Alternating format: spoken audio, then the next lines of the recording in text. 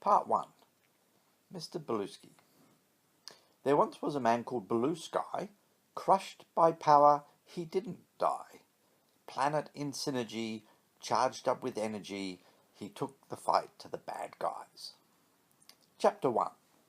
New Energy Policy. The conference organizer is too scared to break the news to Professor Bluesky, so he sends one of his assistants instead. Make sure you get his name right, he tells the young woman called Trudy. It's not pronounced Blue Sky, it's Bluesky. Trudy finds the professor standing in the hallway of the conference centre. He's a handsome 60-year-old man with a bald head and glasses. A widower, he has only one mission in life, to save the world's children from climate change. Professor Bluesky's suit jacket covers a blue and white vertically striped shirt. He has the polished look of a successful academic. He's plump, well-groomed, and accustomed to the good life. As the keynote speaker at an international event, he is in his natural habitat, surrounded by thousands of delegates, who will all soon hear that he speaks as eloquently as he looks. Today, however, Professor Bluesky is not behaving in a particularly eloquent manner. Instead, he is engrossed in the conference brochure, cursing and swearing. The brochure describes the Coal and Ice Sustainability Summit, where Professor Bluesky is to deliver the results of his groundbreaking research, a grand unified theory of life and Earth. According to the brochure, the address is to be delivered by none other than Professor Timothy Bluesky. That's Blue Sky, not Bluesky. Big difference. Professor Bluesky rarely gets angry, but one thing that really ticks him off is when people misspell his name. Blue Sky, he grumbles. Damn Blue Sky. He looks up to see the young woman approach and observes her incriminating name badge. 16 times, he tells her abruptly. I counted 16 times.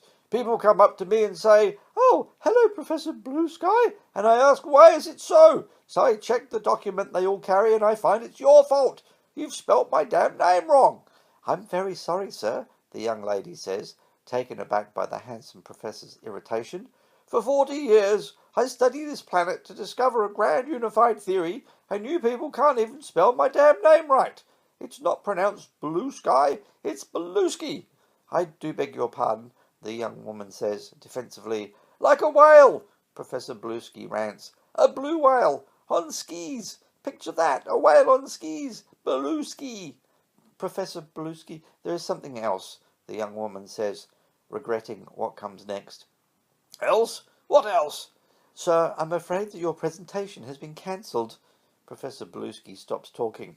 His eyes narrow and he studies the woman to see if she is lying or mistaken, or maybe he misheard.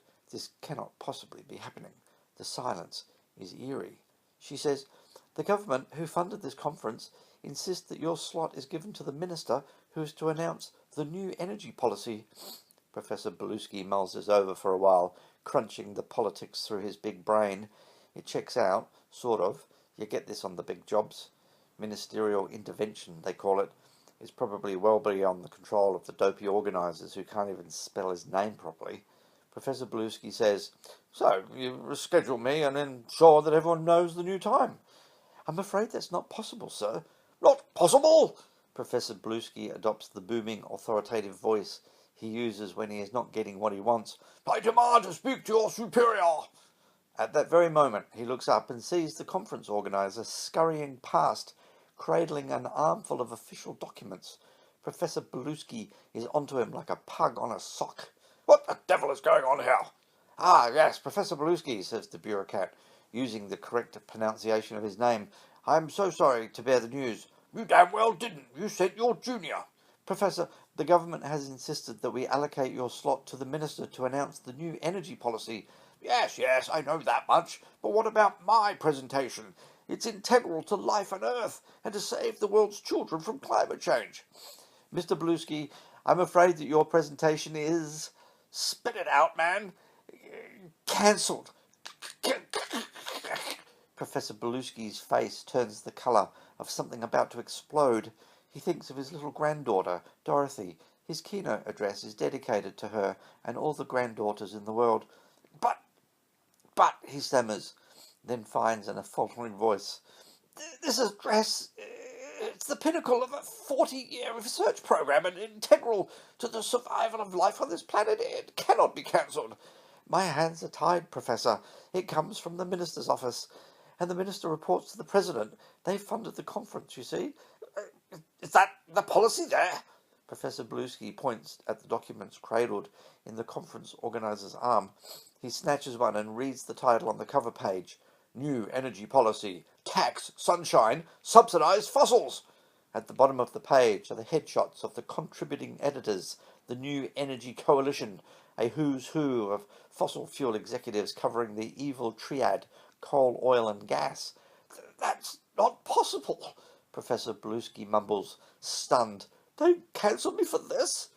The conference organizer motions for a security guard to come close, and the meathead asks, "So you want me to throw this bozo out?" "Stand by. Let's see what he does next," says the bureaucrat. Swooning with shock, Professor Bluesky staggers down the hallway of the conference center. He stumbles through the crowd, a gasp, unable to breathe properly, unable to think straight. He is a man in a suit with a briefcase in a huge auditorium full of people in suits with briefcases. 2 minutes ago, he was at the top of the food chain, about to execute a carefully planned mission, a wake-up call to human civilization to create a healthy future for his little granddaughter, Dorothy, and all the other little children in the world. His entire adult life has been heading towards this auditorium to deliver this message, a grand, unified theory of life and Earth. But then, an hour before the summit, he is shunned by the system, ditched, duped, dumped, tossed out like a rag. He has fallen foul of power and suffered a ministerial-level assassination. He knows exactly what this is. It's a deliberate professional embarrassment, a political crucifixion. There's no coming back from this. It's over, terminated, axed, finished. Professor Bluesky is kaput. He feels empty and sad, a hollow man, his spirit poured out of him like air from a punctured balloon. He stumbles down the hallway like a zombie, bumping into the delegates who he was supposed to instruct. He finds his way to a taxi rank and numbly joins the queue. He looks around and sees people looking at him, and he wonders, "What the hell am I doing here?" And then he realizes that he is waiting for a petrol-powered car to take him through a fossil-fueled city to a hotel that has no solar panels.